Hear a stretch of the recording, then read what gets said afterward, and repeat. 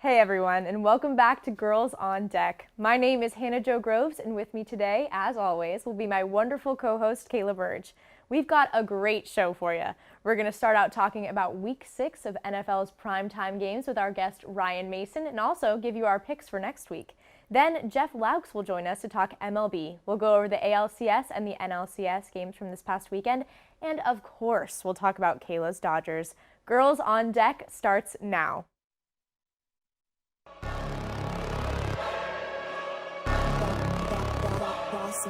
Things gon' change when I really hit the field. Undefeated champs, man, you know what's the deal. Tryna find a kid, I'm in the field doing drills. Boy, you just a sucker, you ain't never keep it real. 3 rings in my hand, I'm a warrior to the max. When I hang it up, they gon' have to give me plaques. Step up in the building and I only bring the facts. When I make a highlight, they gon' replay, run it back. Okay, always locked in, now I don't got time to lax. Saying he the best, he could take a lap. Batted 1,000 when you check the stats. Boy, is you ready? You ain't gotta ask.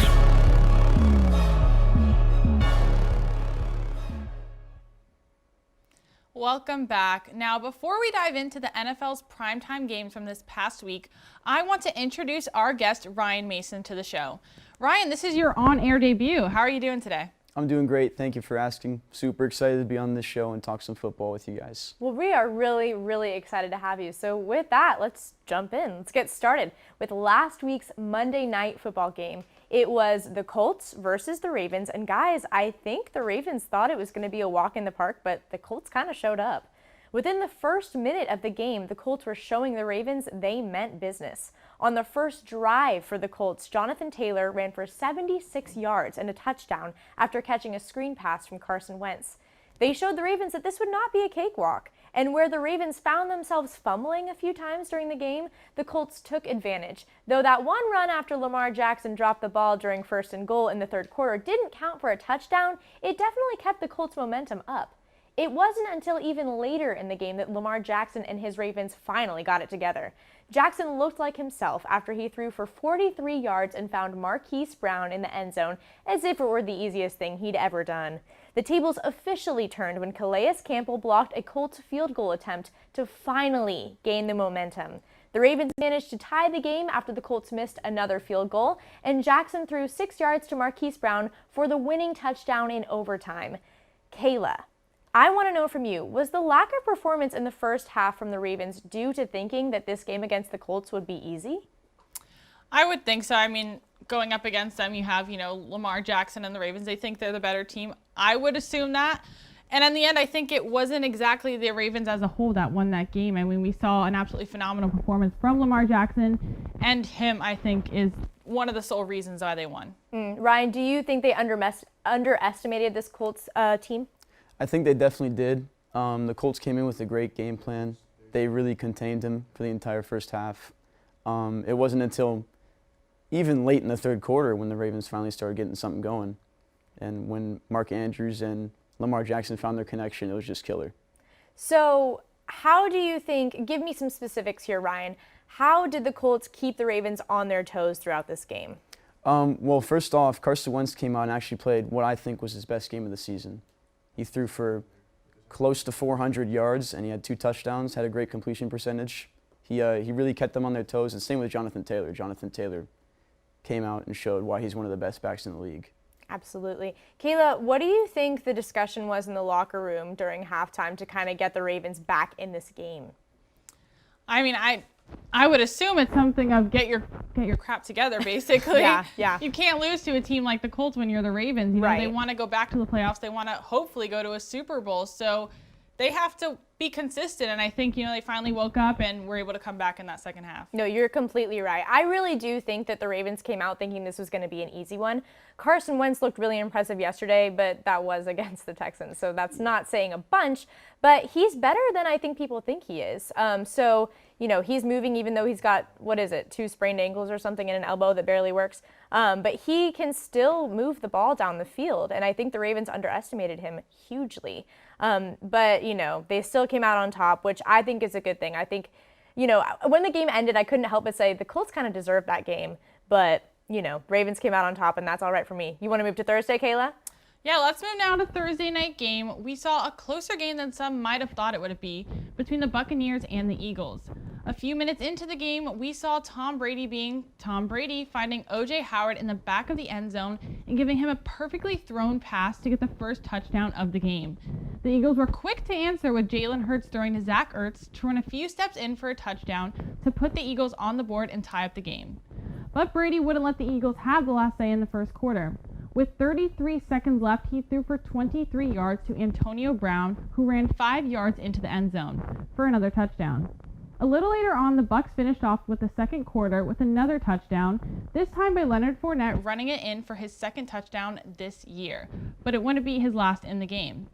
After another touchdown from Fournette and after halftime, Jalen Hurts showed his quick feet by running into the end zone toward the end of the third quarter. And although Jalen repeated his method for another touchdown and made it seem like the Eagles had a chance, Antonio Brown caught a 27-yard pass from Brady to seal the deal for Tampa Bay's victory.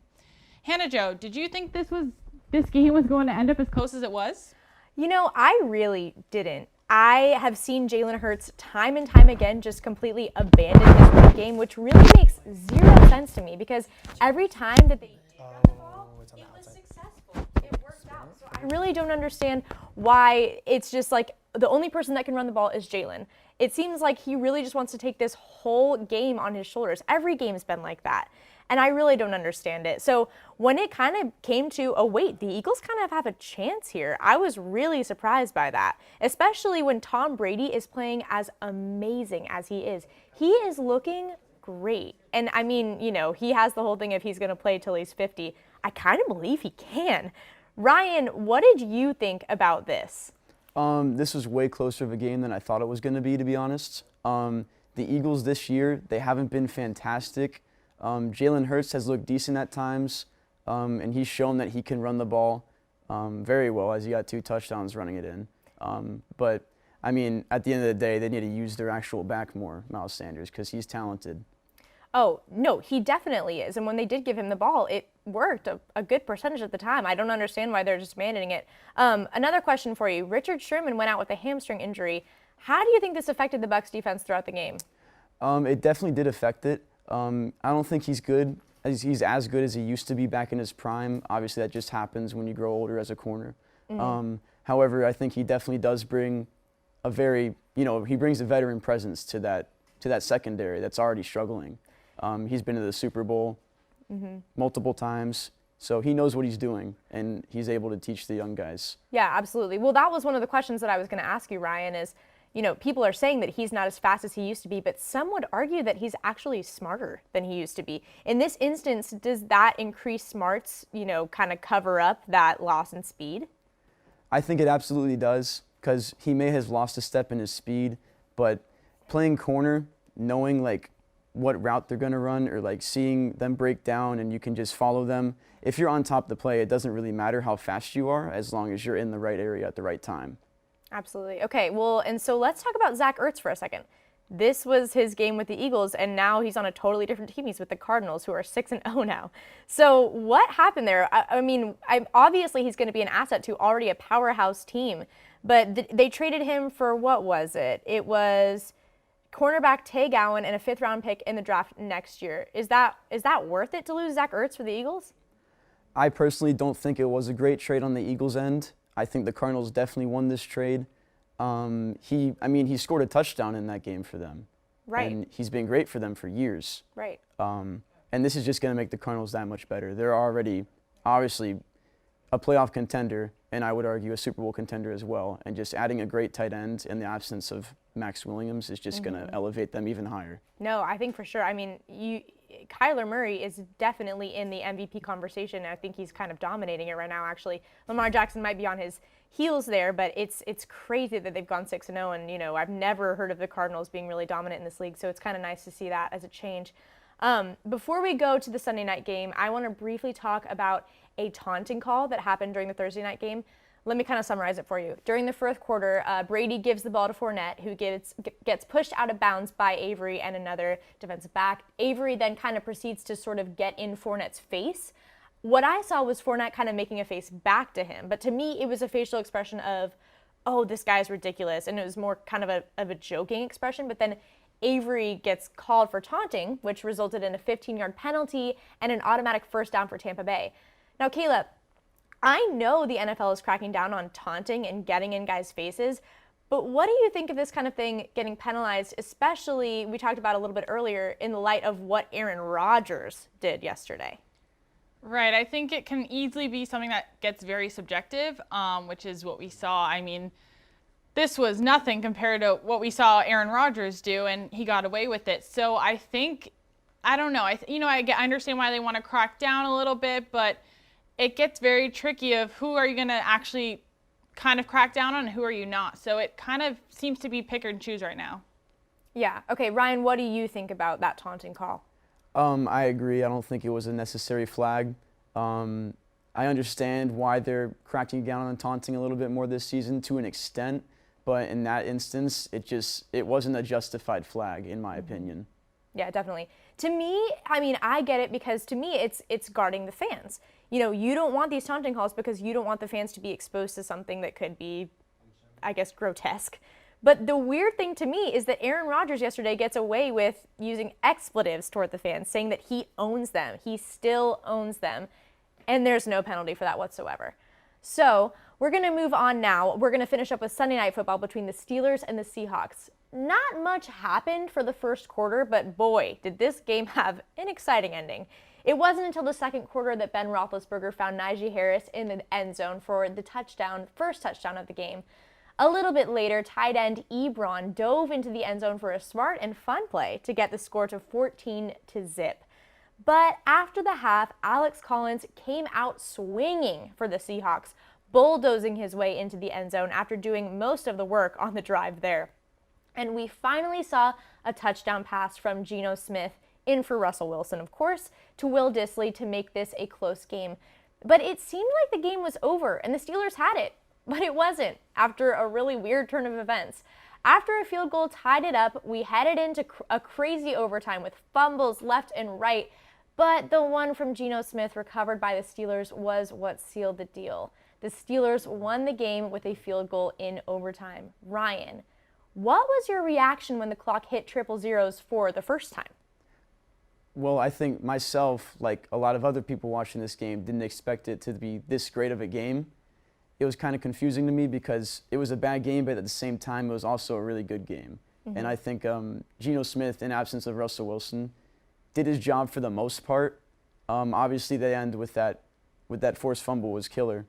But I think that is just more credit to TJ Watt and how great of a player he is. Oh my gosh. Yeah, Kayla, tell us about TJ Watt. Going off of that, I mean, we saw an absolutely stellar performance from TJ Watt and the rest of the Steelers defense. So Hannah, what did you think of their performance yesterday? I couldn't believe TJ Watt. I mean, you can look at him and know he's got those crazy long arms, but he used them last night. He was punching the ball left and right, sometimes punching players, but he got penalized for that.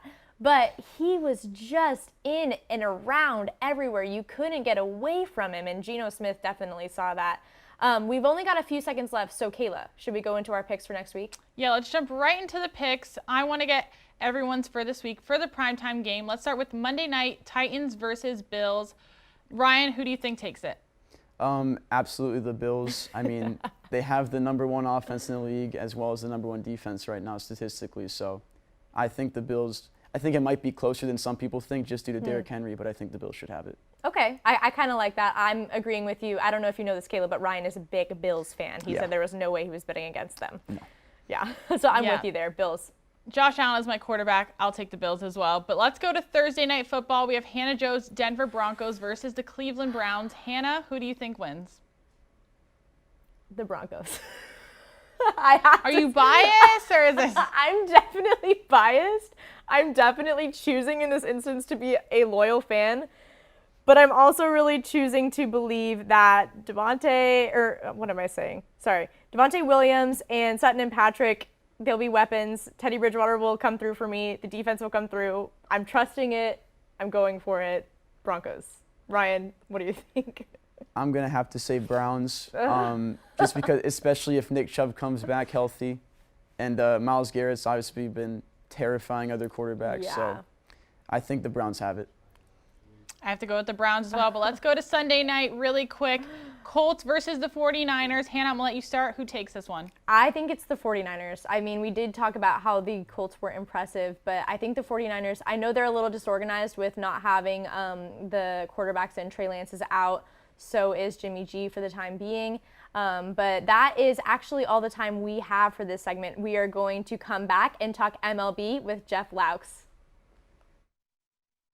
I'm going with Cowboys versus Giants. Why? Because I am a New York Giants fan and I want my first pick of the week to be my team. I see an upset for the New York Giants this Sunday. Bet your entire savings, and I'm telling you right now, they're gonna win. I don't care what you say. It's gonna happen.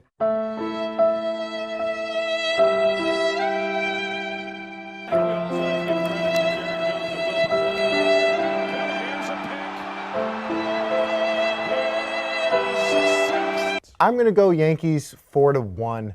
I think Garrett Cole's going to give them 7 shutout. It's Garrett Cole. I trust him in this type of situation. 2-1 pitch. The Yankees lost to Boston in the wild card game, and I told Johnny if my boys lose, I'd come on the show in this. I have to go with the Raiders, I think, for this one. I don't see them losing.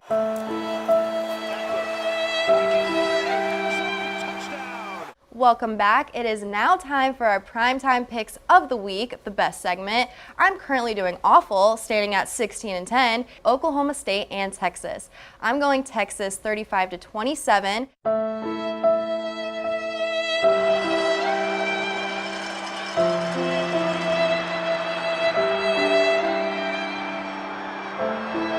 UCF keeps the 30 points per game streak alive. I'm going to go 35-10.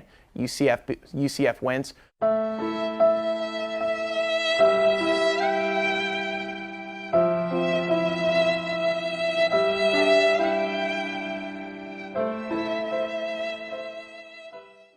Welcome back to Girls on Deck. We've got our guest Jeff Laux on with us today to talk baseball. Jeff, friend of the show, friend of ours, how are you feeling today? Oh, I'm doing great. Took 2 losses during the weekend for football, but, I can't be better with all the sports going on in the world right now. How about you? I'm doing great. I'm not, a Dodgers fan, but we'll get into that later.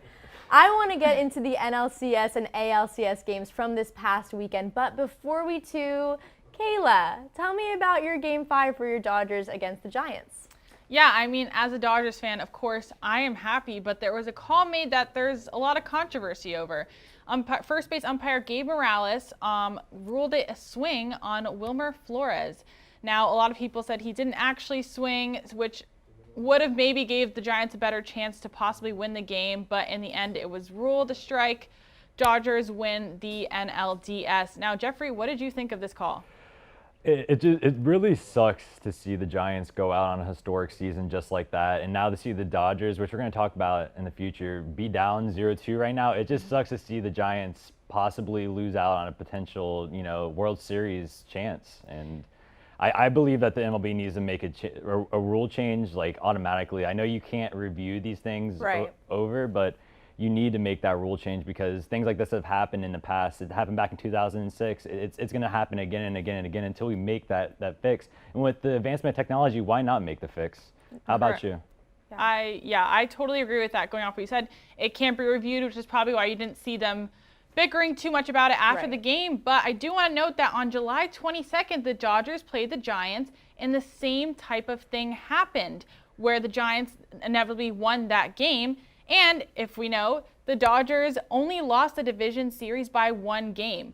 So maybe back then, if the call had been ruled correctly, the Dodgers could have won the division series. We would have been in a totally different boat right now.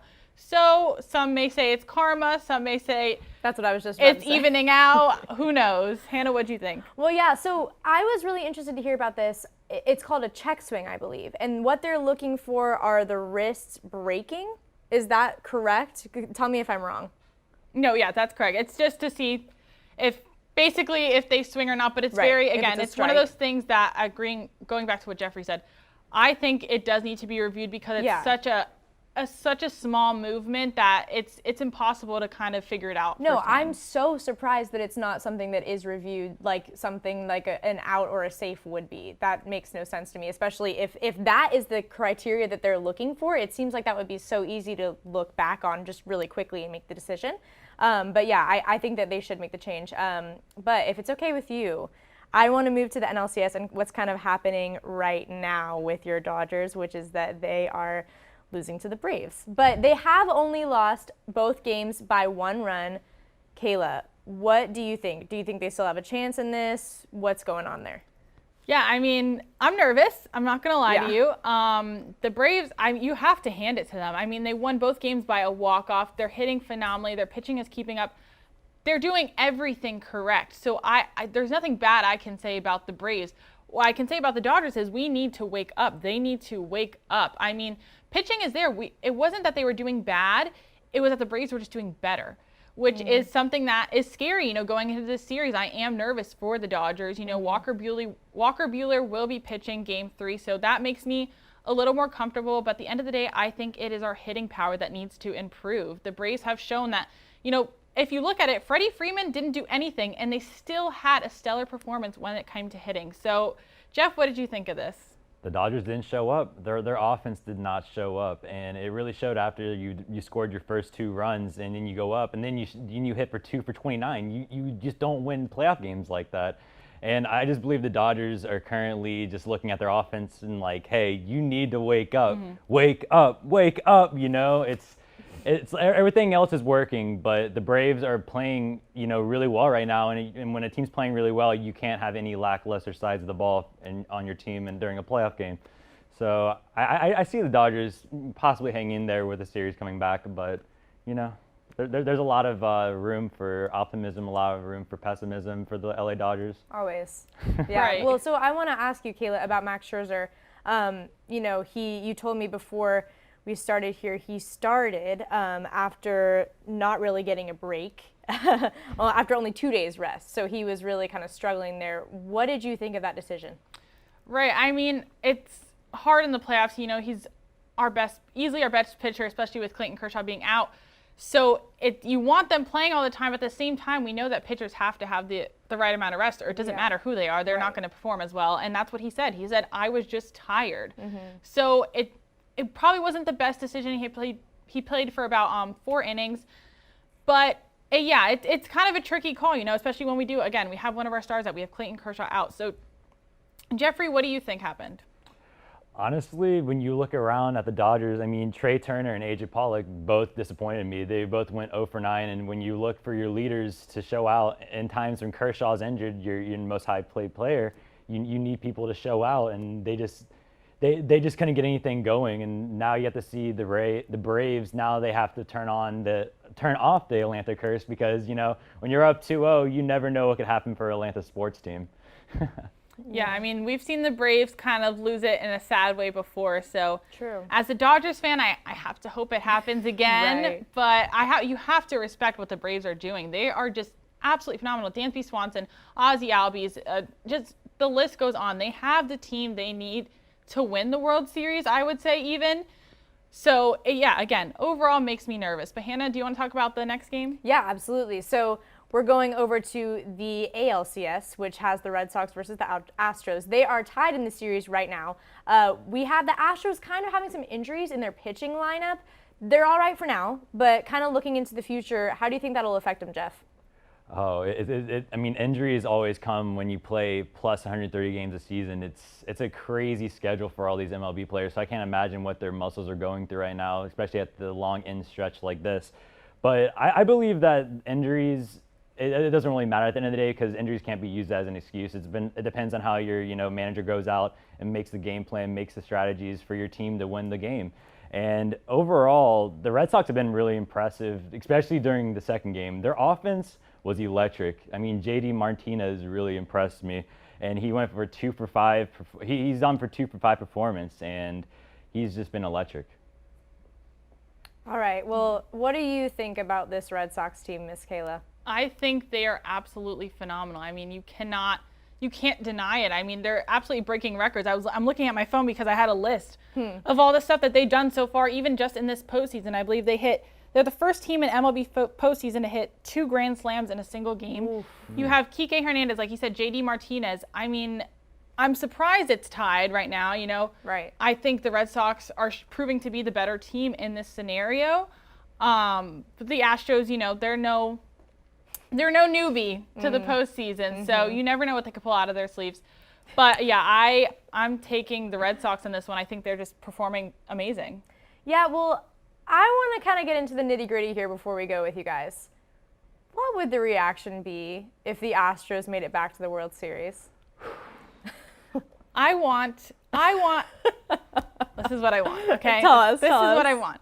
A Dodgers-Red Sox World Series. I would like that as well. Because I think the Red Sox deserve it. I do. I really do. Right.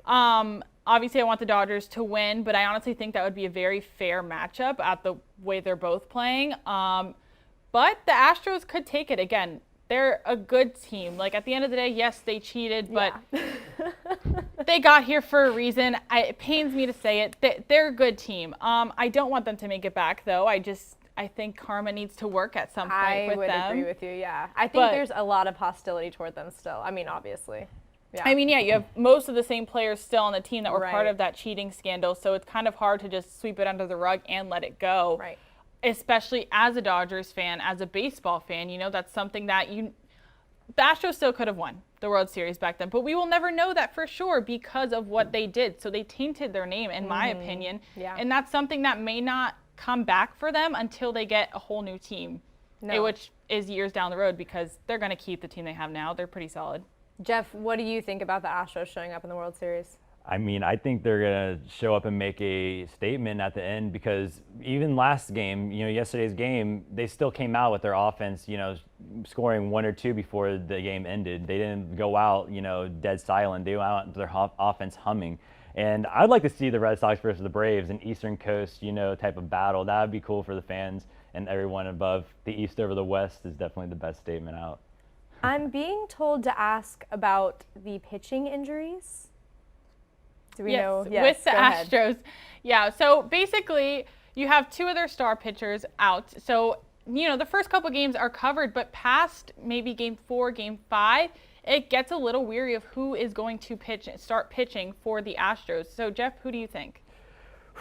I don't know, honestly. It's very, very concerning. I don't know. Like Jake Odorizzi has been used too much, and now you have to take him back and be like, hey, we might have to use you again and again and again. He was supposed to get the game 4 start, then you have him starting most of the game 2. It's like you're scheduling all these guys, and now injuries are piling up. So, like you said earlier, it's definitely going to be about like the manager making these strategies come alive. And I mean, I'd like to see Jake Odorizzi get it, but like you said earlier about playing time, it's very, very long of a season, and I just don't know how much his arm can take up. Absolutely. And Jeff, oh, sorry. Go ahead. No, I didn't mean to interrupt. I just personally think that is what inevitably will lose it for the Astros, is that lack of a starting rotation when it comes later in the series. I think, again, the Red Sox are just on fire right now, and that's another thing I want to ask you, Jeff. When it comes to, I have to look at Kike Hernandez, you know, former Dodger. I've been watching him. Do you think that this is a good moment for him? Yes, on the Dodgers, he was one of our top players for sure, but you know, it's a team of stars all across the board. Do you think it's his time to go out? Kayla, I'm so sorry to cut you off, but we were actually out of time. So we will see you next week for Girls on Deck. We'll talk more MLB. We'll also be talking NBA and, of course, NFL. See you then.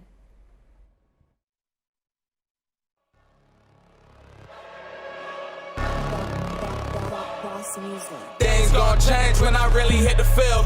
Undefeated champs, man, you know what's the deal.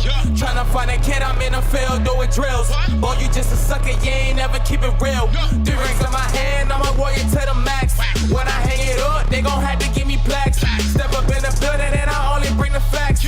When I make a highlight, they gon' replay, run it back. Okay, always locked in, now I don't got time to lax. Saying he the best, he could take a lap. Batted 1,000 when you check the stats. Boy, is you ready? You ain't gotta ask.